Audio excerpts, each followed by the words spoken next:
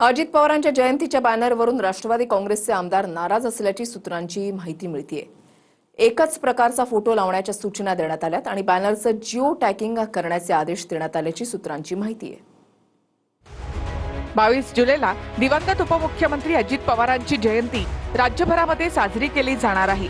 त्यासाठी पक्षाकडून राज्यभरातील आमदारांना महत्त्वाच्या सूचना देण्यात आल्यात। अजित पवारांच्या जयंतीचा बॅनर लावताना त्यावर दादांचा एकाच प्रकारचा फोटो सर्वांनी छापावा असे आदेश पक्षाकडून देण्यात आले आहेत। तसंच हा बॅनर लावल्यानंतर त्याचं जिओ टॅगिंग करण्याच्या सूचना देखील आमदारांना देण्यात आल्याची माहिती सूत्रांकडून मिळते।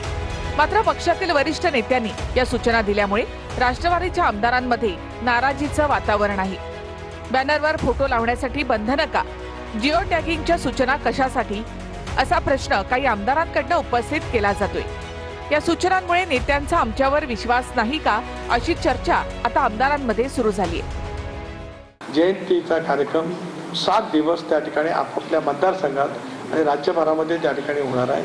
त्याच्यामुळे काय तुम्ही म्हटलं तसं टॅगिंग वगैरे काही नाही, ठीक आहे। काही वेळेला आपण एक दादांचा एक फोटो असा आहे की जो प्रत्येकाला दादा समोर जात असं वाटत असतं। त्याच्यामुळे आम्ही चर्चा करत असताना करत असतो की कुठला फोटो अधिक उच्चंबून आल्यासारखा तो दिवस त्यांच्या आठवणीचा आहे आणि त्याच्यामुळे ते एकंदरीत आम्ही चर्चा करतच असतो। नाही चुकीचे असं कुठल्याही आमदारांना कुठं ते हे आदेश दिलेले नाहीत। तर तालुक्यामध्ये दादांच्या जयंतीच्या निमित्तानं फोटो लावायचं, बॅनर लावायचं, कुठं लावा, कुठं हे पाठवा वगैरे असतं कुठंही नाही।